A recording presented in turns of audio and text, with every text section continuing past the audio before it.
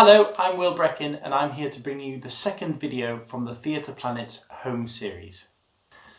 Today I'm going to tell you all about my experience on the Benidorm Live UK tour and world premiere, where I played the role of Carlos.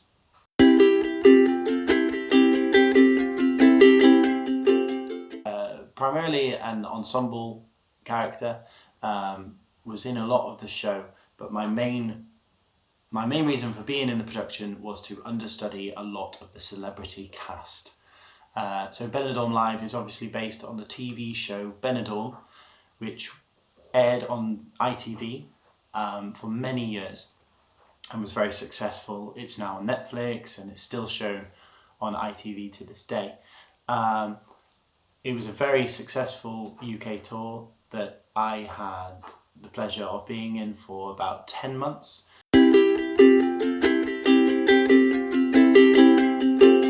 So I've been an understudy a lot of times now in my career, usually understudying celebrities.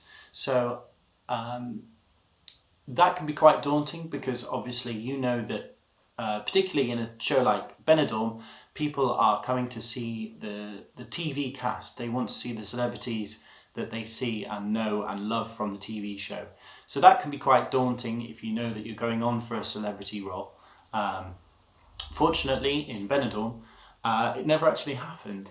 We had a really reliable cast, very hard-working company, and they made sure that they made it on every night. I did go on for some of my understudy roles, but not for any of the celebrity parts. I would say that the difficulty in understudying so many roles is finding so many different aspects to your performance. Often as well, if you're understudying a celebrity, you are expected to find some of the choices they make as an actor and be able to resemble that in their interpretation and put that across, but also putting your own twist on it, so it's not a direct replica of the performance that you've seen before. So it's difficult, but it's also really fun, and I loved it.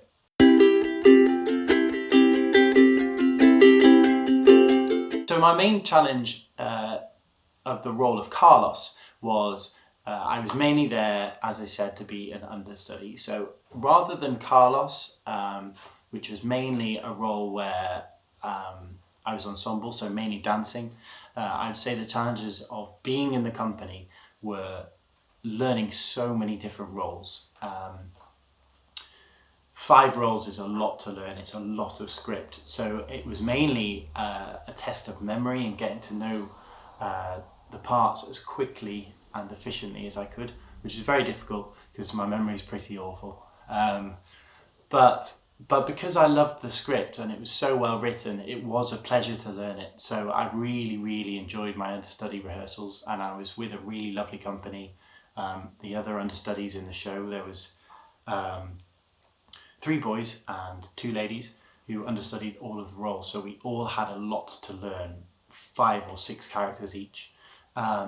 So we had understudy rehearsals regularly, once a week or more, with the other understudies, and we all worked together to find our characters, to see what worked and what didn't work, and I loved it. It was really good fun.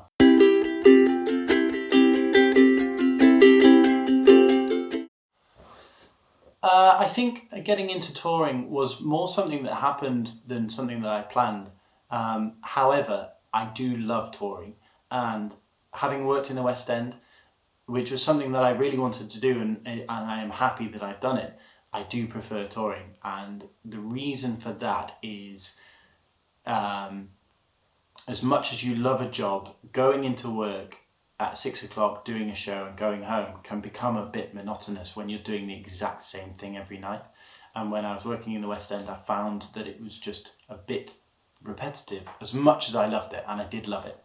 However, when you're on tour, you're seeing so many different places, and because you're changing venues so often, it makes you want to explore even more. So it's not a case of just going into work and just going home. You see the area, you go and see the sites, the local things you want to do. You go to different bars and pubs, restaurants. So it's not something that I planned to go into, but I'm very glad that I have ended up touring for a lot of my working career.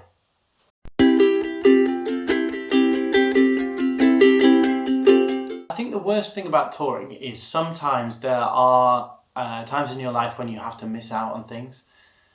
And as much as I love the job and it can be my favourite job in the world, there are times when you really wish you could be somewhere.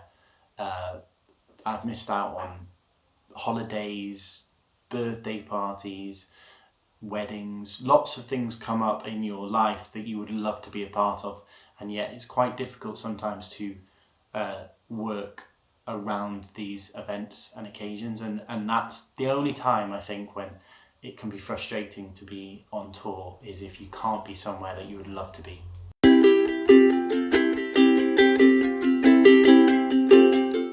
So I have a few favourite venues that I find it difficult to choose between. The first one being the Bradford Alhambra. That's because I grew up in the area and I've recently bought a house not far from the Bradford Alhambra, so therefore I always used to see shows at that theatre, and therefore always aspired to being in shows at that theatre. Aside from that, I think it's beautiful. It's a lovely, beautiful theatre, especially the auditorium, which is stunning. The next one I would say is the Cardiff Millennium Centre. If you haven't been there, it's an amazing theatre. It's not like any other theatre you would visit. It's very modern architecture, and I love architecture anyway. But it's vast, it's huge, and it feels amazing to work in, both the front of house and in the auditorium itself and backstage. Thank you very much for watching today. That brings us to the end of this episode of Theatre Planet. So please be sure to like and subscribe to Theatre Planet. It's a brilliant new idea from a good friend of mine, and I'm very pleased to be a part of it. So thank you for watching, and be happy. Bye bye.